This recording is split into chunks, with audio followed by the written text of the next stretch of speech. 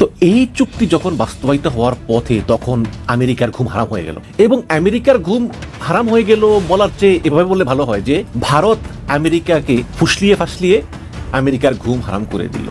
সেখান থেকে ফিরে এসেই তিনি গোপনে জামাত ইসলামের আমিরের সঙ্গে বৈঠক করেছেন। আমরা কেউ জানি না। ভারতীয় একটি গণমাধ্যম রিপোর্ট করেছে যে টেলিগ্রামে শেখ হাসিনার সঙ্গে বৈঠকে সুযোগ করে দেওয়ার বিনিময়ে আওয়ামী লীগের সাধারণ সম্পাদক ওবায়দুল কাদের সহ কয়েকজন চাঁদা নিচ্ছে, যে কয়লা ধুইলে যায় না ময়লা। দেশ বাঁচাতে ভারত থেকে ৩৩ পণ্যের আমদানি এক ধাক্কায় বন্ধ। সরকার এবার সোজা পথে হাঁটল না, দরজা বন্ধ করেই দিল। অবশেষে ২০২৫ সালে এসে বাংলাদেশ সরকার এক টেবিলে সব হিসাব কষে দিল। এবার আর কোনো আলোচনার জায়গা নেই।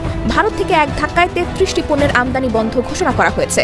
চলুন এক নজরে দেখে নেওয়া যাক সেই ৩৩টি পণ্যের তালিকা, যেগুলো এখন থেকে আর বাংলাদেশে ঢুকবে না ভারত থেকে। আমিরে জামাত ডাক্তার শফিকুর রহমান সুস্থ থাকলে সুস্থ থাকবে বাংলাদেশ। আপনারা জানেন আজকে একটি রিপোর্ট প্রকাশিত হয়েছে। আমিরে জামাত ডাক্তার শফিকুর রহমান সাহেবের হার্টে ব্লক ধরা পড়েছে। বাংলাদেশের রাজনীতিতে ডাক্তার শফিকুর রহমান সাহেবের বিচরণ বেশ কয়েক বছর পর্যন্ত আলোচনার জন্ম দিয়েছে। বাংলাদেশের মাটি ও মানুষের কাছে তার জনপ্রিয়তা আকাশচুম্বী। এবার আরেকটা বিজয়ের সংবাদ, হাততালি এবার আরেকটা দেওয়ার জন্য প্রস্তুতি নিতে পারেন। আমি কেন খুশি হইলাম, আমি কেন হাততালি দিতে বললাম, আমার খুশির বিষয়টা আপনাদেরকে বলছি। আসসালামু আলাইকুম রহমতুল্লাহ, সবাই কেমন আছেন? আশা করি সবাই অনেক অনেক ভালো এবং সুস্থ আছেন। সবাইকে স্বাগতম জানাচ্ছি আমাদের আরেক নতুন ভিডিওতে। প্রতিদিনের মতো আমি আপনাদের কাছে রিয়াদ ফারুকি আবারও চলে আসলাম নতুন একটা ভিডিও নিয়ে। দর্শক, আজকের ভিডিও টাইটেল এবং থাম্বনেল দেখে ইতিমধ্যে বুঝতে পেরেছেন আজকে কি বিষয় নিয়ে কথা বলবো। দেশে যে বর্তমানে রাজনৈতিক চলমান অস্থিরতা চলতেছে, আওয়ামী লীগ, বিএনপি, এনসিপি সহ দেশের বিভিন্ন রাজনৈতিক দলের মধ্যে যে একটা অস্থিরতা চলতেছে নির্বাচনকে কেন্দ্র করে, এবং আওয়ামী লীগ নিয়ে বিভিন্ন সময় আলোচনা সমালোচনা যেন লেগে থাকে।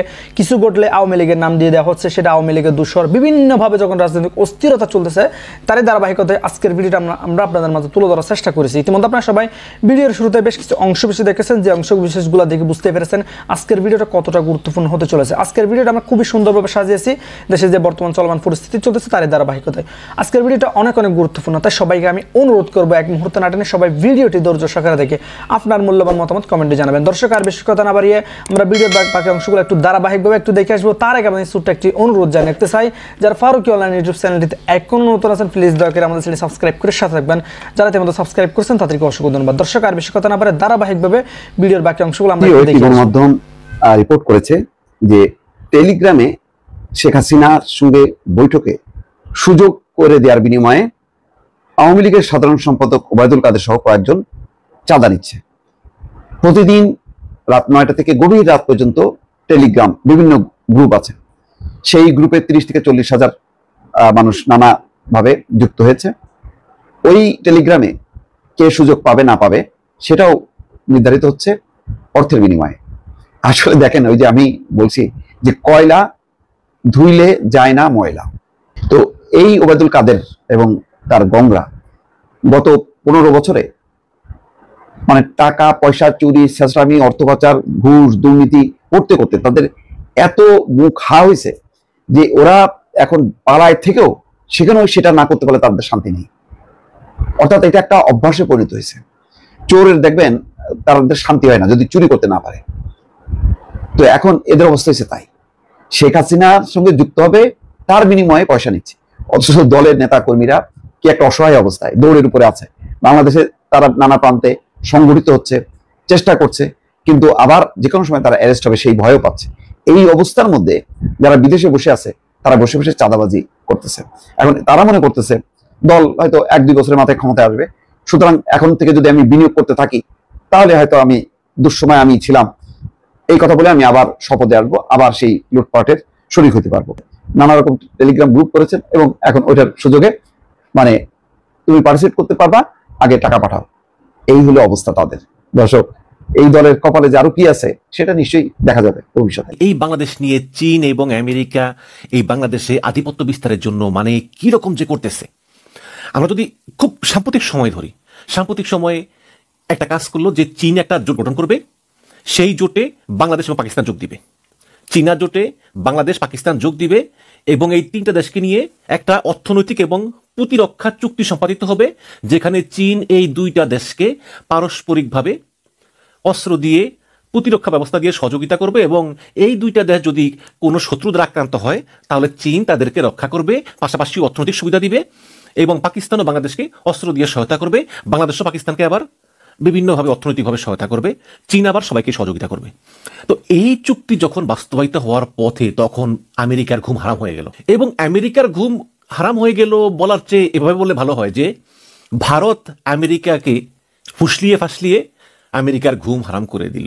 কারণ আমেরিকার মতো পরাশক্তির আসলে বাংলাদেশের প্রতি এতটা ইন্টারেস্ট হওয়ার কথা নয়, কিন্তু যেহেতু বর্তমান সরকার ভারতের কোনো কথা শুনতেছে না এবং নরেন্দ্র মোদী জানে সে যদি ইউনুসকে বলে যে ইউনুস আপনি চীনা জোটে যোগ দিবেন না, ইউনুসটা শুনবে না, কারণ দুই সরকারের সম্পর্ক তলানিতে। এই কারণে ভারত অনবরত আমেরিকাকে পুশ করতেছে যে আমেরিকা দেখো কি হচ্ছে, আমেরিকা দেখো আমরা কিন্তু অনেক বিপদে পড়বো, আমেরিকা দেখো এটা হচ্ছে, মানে সব সময় ওই যে কান পড়া দেয় না, ওই কান পড়া দিতে আমেরিকার কান ভারী করে ফেলেছে। এই ইউনুস সরকার চীনের সঙ্গে যেসব চুক্তি করতেছে, গোপন চুক্তি, এগুলো কিন্তু খুবই খারাপ।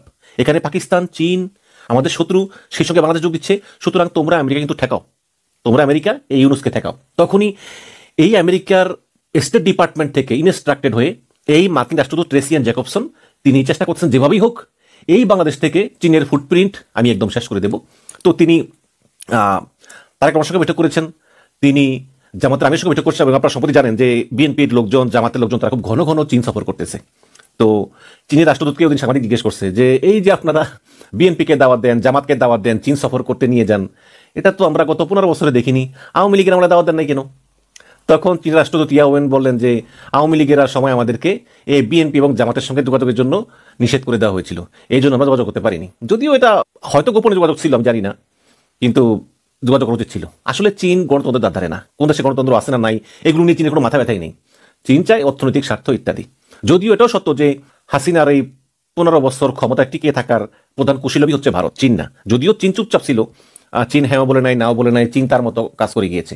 তো বাংলাদেশের মতো দেশে যেখানে মার্কিন স্বার্থ আছে বাট নিরাপত্তা ঝুঁকি অত নাই, তো এইরকম দেশে মার্কিন রাষ্ট্রদূতকে একটু এক্সট্রা পাওয়ার দেওয়া হয়, যেই পাওয়ারটা পিটার হাস পেয়েছিলেন এবং পিটার হাস এই পাওয়ারটা তিনি আওয়ামী লীগের বিরুদ্ধে ব্যবহার করেছিলেন। তো এই বর্তমান রাষ্ট্রদূত ট্রেসিয়ান জ্যাকবসন তিনিও একটু অতিরিক্ত পাওয়ারের অধিকারী এবং এই ক্ষমতা দেখিয়েই তিনি চেষ্টা করতেছেন বাংলাদেশ থেকে চীনের ফুটপ্রিন্ট কমানোর জন্য। কিন্তু প্রশ্ন হচ্ছে যে বাংলাদেশের কাছের একটা পরাশক্তি চীন, যাদের প্রচুর বিনিয়োগ আছে, অনেক বিশাল ব্যবসায়িক সম্পর্ক, এবং সম্প্রতি এই চীনের কাছ থেকে কিছু যুদ্ধ বিমান কিনা চুক্তি করেছে ডক্টর ইউনুস, এবং এই যুদ্ধ বিমানগুলো থাকবে সেই লালমনিরহাটের বিমান ঘাঁটিতে, যেটা কিনা ভারতের শিলিগুড়ির চিকেন নেকের খুব কাছাকাছি। এই কারণে কিন্তু ভারত খুবই রাগান্বিত। দেখুন এই যে কূটনৈতিক অস্থিরতা যে চলতেছে, বিশাল কূটনৈতিক অস্থিরতা, এটা কিন্তু আপনারা খালি চোখে দেখবেন না, খালি চোখে কিন্তু এগুলো দেখবেন না, কিন্তু গোপনে গোপনে কিন্তু অনেক কিছু হয়ে যাচ্ছে। ভারত মুখ খুলতেছে না, ইউনুস মুখ খুলতেছে না, আমেরিকা মুখ খোলার আগে সাইন করে নিয়েছে। কিন্তু আমেরিকা দেখেন যে বাণিজ্য চুক্তির সময়, এই যে আলোচনার সময় নন ডিসক্লোজার এগ্রিমেন্টে সাইন করে নিয়েছে যে কেউ কিছু প্রকাশ করতে পারবে না, কিন্তু অনেক কিছু হয়ে যাচ্ছে। এর মধ্যে মিয়ানমার জড়িত, চায়না জড়িত, সবকিছু জড়িত। তো সাংবাদিকরা প্রশ্ন করেছিল চীনের রাষ্ট্রদূতকে যে এইরকম যে আমেরিকার অস্থিরতা, এটা আপনারা কি মনে করেন? তখন চায়না রাষ্ট্রদূত বলেছিল যে আসলে বাংলাদেশের এখন সময় হয়েছে প্রকৃত বন্ধুকে এটা খুঁজে নেওয়ার। আমি বলবো যে আসলেই হ্যাঁ, বাংলাদেশের আসলেই সময় হয়েছে যে আসলে এই প্রকৃত বন্ধু কারা। এখানে ভারত কোনো ফ্যাক্টর না, ভারত ছাগলের 3 নম্বর বাচ্চা। ভারত করে কি ওই নিজেদের তো কিছু করার ক্ষমতা নাই, ওই আমেরিকার মানে কানে কান পরা দেয়, এটাই হচ্ছে গিয়ে সমস্যা। এবার আরেকটা বিজয়ের সংবাদ, হাততালি এবার আরেকটা দেওয়ার জন্য প্রস্তুতি নিতে পারেন। আন্তর্জাতিক অপরাধ ট্রাইব্যুনালে মৃত্যুদণ্ডপ্রাপ্ত সাবেক আওয়ামী লীগ নেতা মুবারক আপিলে খালাস। আপনারা আবার বলতে পারেন যে আওয়ামী লীগ নেতার খালাসে আমি কেন খুশি হইলাম, আমি কেন হাততালি দিতে বললাম, আওয়ামী লীগের বিরুদ্ধে তো সবসময় আমি ডান্ডা নিয়ে ঘুরি, আজকে কেন আওয়ামী লীগের সাবেক নেতাকে আপিলে খালাস দেওয়ার জন্য আমি খুশি হলাম। সংবাদটা আরেকটু পড়ি, তারপরে আমার খুশির বিষয়টা আপনাদেরকে বলছি। ৭১ মানবতা বিরোধী অপরাধের দায়ে সাবেক আওয়ামী লীগ নেতা মুবারক হোসেনকে আন্তর্জাতিক অপরাধ ট্রাইব্যুনালে যে মৃত্যুদণ্ড দিয়েছিল তা বাতিল করে খালাস দিয়েছে আজ আপিল বিভাগ। বুধবার 30 জুলাই প্রধান বিচারপতি সৈয়দ রেফাত আহমেদের নেতৃত্বে 5 বিচারপতির আপিল বেঞ্চ এই আদেশ দেন। আমাদের বর্তমান সময়ের বাংলাদেশের প্রধান বিচারপতি হলো বিশ্বের মানদণ্ডে যদি কয়েকজন প্রধান বিচারপতির নামকরণ করা হয় তার নাম আসবে। আপনি শুধু ভাববেন না বাংলাদেশ হওয়াতে বাংলাদেশ একেবারে নিচের দিকে সবকিছু নয়। উনি হলেন অক্সফোর্ড ইউনিভার্সিটির আজীবন সম্মাননা পাওয়া ব্যক্তি, বাংলাদেশের প্রধান বিচারপতি সৈয়দ রিফাত আহমেদ। তার শিক্ষাগত যোগ্যতা বিশ্বের বাকি বিচারপতিরা জানেন, কারণ সেটা অক্সফোর্ড থেকে আজীবন অনারেবল এরকম সম্মাননা পাওয়া বিচারপতি বিশ্বের বিভিন্ন দেশের প্রধান বিচারপতির মধ্যে নাই, এটা বাংলাদেশের প্রধান বিচারপতির মধ্যে আছে। এবং তার মেধা শিক্ষা এই পর্যন্ত গত 1 বছর হয়ে যাচ্ছে উনি প্রধান বিচারপতি হয়েছেন, ওনাকে নিয়ে কোনো বিতর্ক করা তো দূরের কথা, আপনি আগামী 50-100 বছরে উনাকে নিয়ে কেউ আঙ্গুল তুলতে পারবে না। তবে আওয়ামী লীগের কুলাঙ্গারা রাষ্ট্রীয় ক্ষমতার সুযোগ পেলে উনাকে দুনিয়ায় থাকতে দিবে না। আর বলেন যে কি বিচার আর না বিচার, ওদের চোখে উনি কাটা, ওদের চোখে উনি মানে অন্যায় করতেছে এখন, কারণ ওদের প্রত্যেকটা রায়কে উনি বাতিল করে উনি নেই সঙ্গত রায় প্রদান করছেন। আমি কেন বলছিলাম যে হাততালি দেওয়া দরকার, এই কারণে যে আন্তর্জাতিক অপরাধ ট্রাইব্যুনালে যা বিচার করেছে এই ক্যাঙ্গারু মার্কা ট্রাইব্যুনাল, এই ক্যাঙ্গারু মার্কা ট্রাইব্যুনালকে সবাই লাথি মেরে এই ট্রাইব্যুনালের সকল রায় বাতিল করলে যদি আওয়ামী লীগের লোকও সেখান থেকে মুক্তি পায়, সেটা হবে ন্যায় বিচার। আপনি যদি দেশ যেভাবে চালান, আপনি জাতীয়তাবাদী আদর্শে দেশ চালাবেন নাকি ইসলামী মূল্যবোধের আদর্শে দেশ চালাবেন, ন্যায় বিচার আপনার করতেই হবে।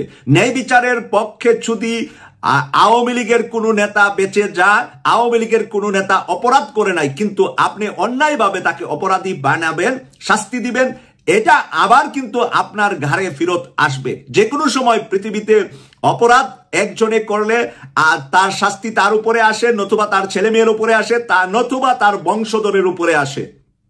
তাই সেই অপরাধ আওয়ামী লীগ যেরকম শেখ মুজিবের অপরাধ, শেখ হাসিনার অপরাধ, সব মিলে এই শেখ পরিবারের অপরাধ নিয়ে ওরা কিন্তু এখন সারা বিশ্বের বুকে পালিয়ে আর অশান্তিতে আছে। তো এই অপরাধগুলা ওরা করেছে, বাপ মেয়ে মিলে দেশের সাথে জনগণের সাথে অপরাধ করেছে।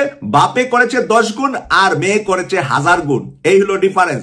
বাপকে ডিঙিয়ে গেছে মেয়ে প্রচুর, সেই কারণে আজকে মেয়ের প্রতি ঘৃণাটা কতটুকু বাড়ার কারণে এত মানুষ জীবন দিয়ে মেয়েকে বাংলাদেশ থেকে বের করে দিয়েছে। আমি সেই কারণে খুশি হলাম যে আন্তর্জাতিক অপরাধ ট্রাইব্যুনালের ওই একটি রায়, মোবারক হোসেন উনি আওয়ামী লীগ করেন, উনি এরকম কিছু না যে আওয়ামী লীগের কেন্দ্রীয় নেতা শীর্ষ নেতা, উনি আওয়ামী লীগ করেন, কিন্তু আওয়ামী লীগ করার পরেও আন্তর্জাতিক অপরাধ ট্রাইব্যুনালে 71-এর কালিমা লেপন করে উনাকে মৃত্যুদণ্ড দিয়েছিলেন। কিন্তু আজকে জনাব রিফাত হোসেন ওনাকে মুক্তি দিয়েছেন। 5 জন শীর্ষ বিচারকের বেঞ্চে কিন্তু এই রায়টা হয়েছে। আমিরে জামাত ডাক্তার শফিকুর রহমান সুস্থ থাকলে সুস্থ থাকবে বাংলাদেশ। আপনারা জানেন আজকে একটি রিপোর্ট প্রকাশিত হয়েছে, আমিরে জামাত ডাক্তার শফিকুর রহমান সাহেবের হার্টে ব্লক ধরা পড়েছে। কয়েকদিন পূর্বে জামাতে ইসলামের জাতীয় মহাসমাবেশে বক্তব্য দিতে উঠে গিয়ে 2 বার তিনি সেখানে অজ্ঞান হয়ে পড়ে যান এবং পরবর্তীতে তার চিকিৎসা অব্যাহত থাকে, কিন্তু আজ আবার নতুন করে ধরা পড়েছে তার হার্টে ব্লকের খবর। নিশ্চয়ই এই সংবাদটি বাংলাদেশের জন্য একটি মেঘাচ্ছন্ন, এই সংবাদটি বাংলাদেশের জন্য কখনোই আনন্দের নয়। বাংলাদেশের রাজনীতিতে ডাক্তার শফিকুর রহমান সাহেবের বিচরণ বেশ কয়েক বছর পর্যন্ত আলোচনার জন্ম দিয়েছে। বাংলাদেশের মাটি ও মানুষের কাছে তার জনপ্রিয়তা আকাশচুম্বিতে রূপান্তরিত হয়েছে। ডাক্তার শফিকুর রহমান একজন সাধারণ মানুষ থেকে শুরু করে বাংলাদেশের সর্বোচ্চ পর্যায় পর্যন্ত এখন একটি আলোচিত নাম। মানুষের মুখে মুখে, মানুষের হৃদয়ে, হিন্দু, মুসলমান, বৌদ্ধ, খ্রিস্টান, আলেম, ওলামা, পীর, মাশায়েখ, ইসলামী রাজনীতিবিদ, বামপন্থী রাজনীতিবিদ, ডানপন্থী রাজনীতিবিদ, বাংলাদেশের সরকার, বিভিন্ন বাহিনীর সংস্থা সহ সকলের কাছে এখন সুপরিচিত নাম হচ্ছে ডাক্তার শফিকুর রহমান। আমরা বাংলাদেশের জন্য বেশ কিছু মানুষকে জাতীয় সম্পদ মনে করি, তার মধ্যে ডাক্তার শফিকুর রহমান অন্যতম। আপনারা জানেন দেশনেত্রী বেগম খালেদা জিয়া, যিনি বাংলাদেশের আপসীন নেত্রী, সাবেক 3 বারের প্রধানমন্ত্রী, তিনিও এখন অসুস্থ। দীর্ঘদিন পর্যন্ত আওয়ামী লীগের অত্যাচার, জুলুম, নির্যাতনে তাকে বিনা চিকিৎসায় হত্যার উদ্দেশ্যে জেলবন্দি করে রেখেছিল শেখ হাসিনা। আজ বাংলাদেশের দেশনেত্রী বেগম খালেদা জিয়ার অসুস্থতার পরবর্তী সময়ে এ জাতিকে নেতৃত্ব দেওয়ার জন্য, এ বাংলাদেশের মানুষের অভিভাবক হিসেবে যার অবস্থান স্পষ্ট হয়েছিল, তিনি হচ্ছেন ডাক্তার শফিকুর রহমান সাহেব। তিনি নির্দ্বিধায় দলমত নির্বিশেষে, জাতি ধর্ম বর্ণ নির্বিশেষে সকলের কাছে নিজেকে সঁপে দিয়েছেন। ছোট হয়ে হয়ে ঐক্যের জন্য প্রচেষ্টা অব্যাহত রেখেছেন, গিয়েছেন, বসেছেন এবং তার অহমিকা, দেমাগ সব কিছু ঝেড়ে ফেলে একজন সাধারণ মানুষের মতো প্রত্যেকটি নাগরিকের কাছে বন্ধুর মতো, ভাইয়ের মতো পৌঁছে গিয়েছেন। হিন্দুদের বাড়িতে কোনো বিপদ সংগঠিত হয়েছে শোনার সাথে সাথে ডাক্তার শফিকুর রহমান সেখানে উপস্থিত হয়েছেন। মুসলমান হোক, হিন্দু হোক, খ্রিস্টান হোক, বৌদ্ধ হন, বিপদে আপদে সকলের পাশে যে মানুষটি সর্বাগ্রে গিয়ে উপস্থিত হয়েছেন তার নাম ডাক্তার শফিকুর রহমান। বন্যার ভিতরে পানিবন্দী মানুষের কাছে বুক বিজিয়ে তলিয়ে তারপরে বৃষ্টি ভেজা সেই জায়গাগুলোতে ডাক্তার শফিকুর রহমানের পিকচারগুলো আজও আমার চোখের সামনে ভাসে। আমার বিশ্বাস বাংলাদেশের রাজনীতিতে আমাদের এই ধরনের রাজনীতিবিদদের প্রয়োজন, দেশের স্বার্থে, আমার স্বার্থে নয়, দলের স্বার্থে নয়, জাতির স্বার্থে প্রয়োজন। আজকে জাতির বিপদে পড়লে কার সাথে আপনি পরামর্শ করবেন? এই জাতির মুরব্বীদেরকে আমরা যদি হারিয়ে ফেলি তাহলে এই বাংলাদেশের মানুষের জন্য কি কঠিন পরিস্থিতি অপেক্ষা করছে সেটা বলার অপেক্ষা রাখে না। অতএব দল, মত, জাতি, ধর্ম, বর্ণ নির্বিশেষে আমাদের সকলের একটি কাজ করা উচিত, সেটা হচ্ছে ডাক্তার শফিকুর রহমানের আশু মুক্তি, রোগ মুক্তি কামনা করা এবং তার সৌহার্দ্যপূর্ণ সুন্দর আল্লাহ পাক যাতে সুস্বাস্থ্য সহকারে তাকে নেক হায়াতের সুযোগ করে দেন এবং দীর্ঘ হায়াত দান করেন, সেই দোয়া আমাদের করা উচিত। মহান রবের কাছে এই প্রার্থনা আমাদের থাকা উচিত। মহান রব আমাদের সেই প্রার্থনা অবশ্যই রক্ষা করবেন। দেশ বাঁচাতে ভারত থেকে 33 পণ্যের আমদানি এক ধাক্কায় বন্ধ। সরকার এবার সোজা পথে হাঁটল না, দরজা বন্ধ করেই দিল। বছরের পর বছর ধরে ভারত যা খুশি তাই পাঠিয়েছে আমাদের দেশে। একদিকে আমাদের দেশীয় শিল্প ধ্বংসের মুখে, আরেকদিকে ভারতের রপ্তানিকারকদের মুনাফা দিনে দিনে আকাশচুম্বী। দেশের বাজার ছিল যেন ওদের বাগানের গাছ, যা খুশি তাই ফলবে, যা খুশি তাই কাটা যাবে। অবশেষে 2025 সালে এসে বাংলাদেশ সরকার এক টেবিলে সব হিসাব কষে দিল। এবার আর কোনো আলোচনার জায়গা নেই। ভারত থেকে এক ধাক্কায় 33টি পণ্যের আমদানি বন্ধ ঘোষণা করা হয়েছে। চলুন এক নজরে দেখে নেওয়া যাক সেই 33টি পণ্যের তালিকা, যেগুলো এখন থেকে আর বাংলাদেশে ঢুকবে না ভারত থেকে। Duplex board, news print, kraft paper, cigarette paper, মাছ, সুতা, আলু, গুঁড়ো দুধ, তামাক, রেডিও যন্ত্রাংশ, টিভি যন্ত্রাংশ, সাইকেল যন্ত্রাংশ, মোটর যন্ত্রাংশ, ফর্মিকা শিট, সিরামিক সামগ্রী, স্যানিটারি সামগ্রী, স্টেনলেস স্টিল সামগ্রী, মার্বেল স্ল্যাব, টাইলস, মিশ্র কাপড়, ছাপানো কাপড়, ডিনার সেট ও গ্লাসওয়্যার, কৃত্রিম রেশমি সুতা, সস্তা প্যাকেটজাত নুডলস, সৌন্দর্য চর্চার প্লাস্টিক সামগ্রী, প্লাস্টিক চামচ, বাজারজাত প্লাস্টিক বালতি, অ্যালুমিনিয়াম পাত, সস্তা ইলেকট্রিক সুইচ ও ফিটিংস, থার্মোকল ও ইউপিএস বক্স, কম দামি ফার্নিচার কাঠ, বাজেট রেঞ্জ কিচেন সেট, গৃহস্থালী প্লাস্টিক সামগ্রী। এই সিদ্ধান্ত মূলত এসেছে জাতীয় রাজস্ব বোর্ডের পক্ষ থেকে, যেখানে স্পষ্টভাবে বলা হয়েছে এই পণ্যগুলো দেশের অভ্যন্তরীণ উৎপাদনের ক্ষতি করছে, বাজার দখল করছে এবং কিছু ক্ষেত্রে অবৈধ রুটে ট্রানজিট হয়ে তৃতীয় দেশে রপ্তানিও হচ্ছে। অর্থাৎ শুল্ক ফাঁকি দিয়ে বৈধ বাণিজ্য ব্যবস্থাকেও নষ্ট করছে এইসব ভারতীয় পণ্য। প্রথমত, এই নিষেধাজ্ঞার মাধ্যমে সরকার একটা বিষয় পরিষ্কার করে দিয়েছে, বাংলাদেশের বাজার আর ফ্রি ফর অল থাকবে না। বহু বছর ধরে ভারতের সঙ্গে আমাদের একতরফা বাণিজ্য চুক্তির ফাঁকে তারা যেভাবে আমাদের বাজারকে তাদের ল্যাবরেটরি বানিয়ে রেখেছিল, সেটার অবসান এখন শুরু হলো। বহুদিন ধরে এই প্রসঙ্গ উঠে আসছিল ব্যবসায়ী মহলে, কিন্তু এবার সেটা নীতি নির্ধারকদের মিটিং টেবিল থেকেও বাস্তবে রূপ পেয়েছে। দ্বিতীয়ত, এই তালিকার মধ্যে বেশ কিছু পণ্য এমন রয়েছে যেগুলোর দেশীয় উৎপাদন খুব ভালো অবস্থানে আছে, যেমন কাগজ, সিরামিক, স্যানিটারি সামগ্রী, মাছ, দুধ ও কাপড়। সোজা কথা, আমরা নিজেরাই এই পণ্য তৈরি করতে পারি এবং করছিও, অথচ ভারতীয় পণ্য কম দামে ঢুকে সেই বাজার মার খাইয়ে দিয়েছে। এতে দেশীয় শিল্প শুধু বিক্রি হারায়নি, বরং অনেক ক্ষেত্রে উৎপাদন কমিয়ে দিতে বাধ্য হয়েছে। এই পরিস্থিতি থেকে বের হওয়ার জন্যই এবার সরকার নিষিদ্ধ করে দিয়েছে এই সব ভারতীয় পণ্য। তৃতীয়ত, এই নিষেধাজ্ঞার একটি গুরুত্বপূর্ণ দিক হলো এটা প্রাক বাজেট নীতিমালার অংশ হিসেবে ঘোষণা করা হয়েছে। অর্থাৎ এই সিদ্ধান্তটি অর্থনৈতিক কৌশল, যেখানে ভবিষ্যতের জন্য একটি নিরাপদ বাজার গঠন করার রূপরেখা রয়েছে। এখানে অবশ্য একটা প্রশ্ন ওঠে, এই পদক্ষেপ কি শুধু ভারতের জন্য? আপাতত হ্যাঁ, কারণ পণ্যের উৎস ভিত্তিক পর্যালোচনায় দেখা গেছে নিষিদ্ধ ঘোষিত এই পণ্যের 90% ভারত থেকে আসে। এদের বেশিরভাগ আবার কম দামি পণ্য, যেগুলো কেবল মূলধারার বাজার নয়, গ্রামাঞ্চল পর্যন্ত ছড়িয়ে পড়েছে। এর ফলে অনেক দেশীয় ক্ষুদ্র শিল্প যারা স্থানীয় চাহিদা পূরণ করে, তারা একেবারে দরজায় তালা লাগাতে বাধ্য হয়েছে। আরো গুরুত্বপূর্ণ হলো, সরকারি নিষেধাজ্ঞার সময় কিছু সাবধানতাও রেখেছে, যেমন কাঁচা তামাকের কিছু উপাদান যেগুলো নির্দিষ্ট নিবন্ধিত বিড়ি কারখানা আমদানি করে থাকে, সেগুলোর জন্য বিশেষ শর্তে ছাড় থাকবে।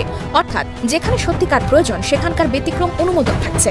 বাংলাদেশ দীর্ঘদিন ধরে ভারতকে একটি প্রধান উৎস হিসেবে দেখে এসেছে। বিশেষ করে আমদানির ক্ষেত্রে বহু বছর ধরে ভারত ছিল 1 নম্বর পছন্দের জায়গা, কারণ ভৌগোলিক নিকটতা, পারস্পরিক যোগাযোগ ব্যবস্থা এবং আগের অনেক বাণিজ্যিক সমঝোতার ফলে ভারতীয় পণ্য বাংলাদেশে দ্রুত ও সহজে প্রবেশ করতে পারত। কিন্তু এই সুবিধা একসময় ক্ষতির কারণ হয়ে দাঁড়ায়, কারণ ভারত থেকে আসা অনেক পণ্য দেশের স্থানীয় শিল্পের জন্য মারাত্মক প্রতিযোগিতা তৈরি করে। অনেক সময় এসব পণ্য এত কম দামে আসে যে দেশীয় কারখানাগুলো উৎপাদন খরচই তুলতে পারে না। ফলাফল হিসেবে ক্ষুদ্র ও মাঝারি শিল্পে ধস নামে। বছরের পর বছর ধরে ব্যবসায়ী সংগঠনগুলো, শিল্প উদ্যোক্তারা এবং অর্থনীতিবিদরা বলে আসছিলেন, এই পরিস্থিতি অব্যাহত থাকলে দেশের উৎপাদন খাত ধ্বংস হয়ে যাবে।